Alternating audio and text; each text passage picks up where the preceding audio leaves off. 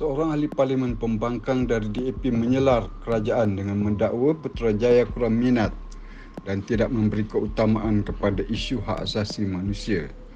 Alasan yang beliau berikan adalah kerana kerajaan lewat melantik Putrajaya Suhakam.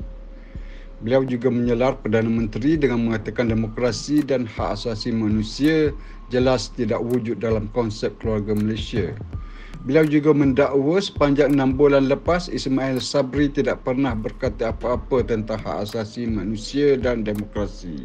Namun begitu, perlu disedari bahawa lantikan Putrajaya Suhakam perlu dibuat mengikut prosedur tertentu seperti yang diperuntukkan di dalam Akta Suhakam. Amat tidak wajar untuk menggunakan keperluan mematuhi prosedur lantikan yang ditetapkan untuk mendakwa kerajaan kurang minat dan tidak memberi keutamaan kepada isu hak asasi manusia. Dakwaan bahawa Ismail Sabri tidak pernah berkata apa-apa tentang hak asasi manusia dan demokrasi sepanjang 6 bulan lepas juga adalah tidak betul.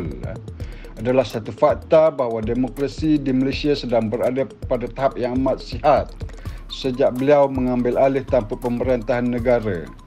Ini terbukti bila Indeks Demokrasi 2021 yang dikeluarkan oleh Economist Intelligence Unit menempatkan Malaysia di tempat ke-39 daripada 167 buah negara dan wilayah di seluruh dunia. Malaysia berada pada tempat tertinggi di kalangan seluruh anggota ASEAN. Dan sejak menjadi Perdana Menteri, Ismail Sabri telah melakukan banyak perkara bagi memperbaiki kedudukan demokrasi di negara ini. Pada 10 September 2021, beliau telah menyatakan semangat kerajaan untuk terus menjunjung Perlembagaan Persekutuan sebagai undang-undang tertinggi. Serentak itu, beliau menyatakan kerajaan komited untuk memperkenalkan lebih banyak transformasi dari semasa ke semasa. Hasil daripada tawaran inilah maka MOU antara kerajaan dan PH terzahir pada 13 September 2021 yang mengandungi begitu banyak penambahbaikan ke atas sistem berkerajaan. Komitmen kerajaan untuk menghormati kebebasan institusi kehakiman serta memperkasakan kedudukan institusi parlimen sudah semestinya akan menyuburkan lagi amalan demokrasi. Lebih mutakhir, dalam ucapan sempena Hari Wartawan Nasional 2022 pada 29 Mei lalu, Ismail Sabri menekankan betapa kerajaan beliau menjamin kebebasan bersuara di negara ini.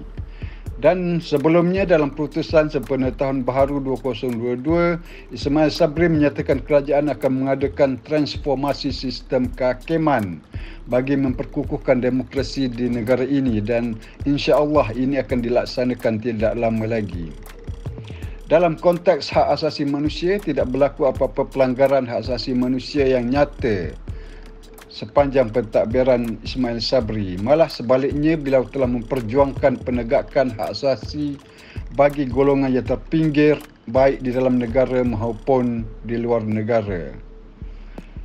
Jika hak asasi itu membawa makna seruan untuk menghapuskan semua peraturan dan undang-undang yang menjadikan homoseksualiti sebagai satu jenayah seperti yang pernah disuarakan oleh ahli parlimen DAP, maka benarlah Ismail Sabri tidak pernah bercakap mengenainya.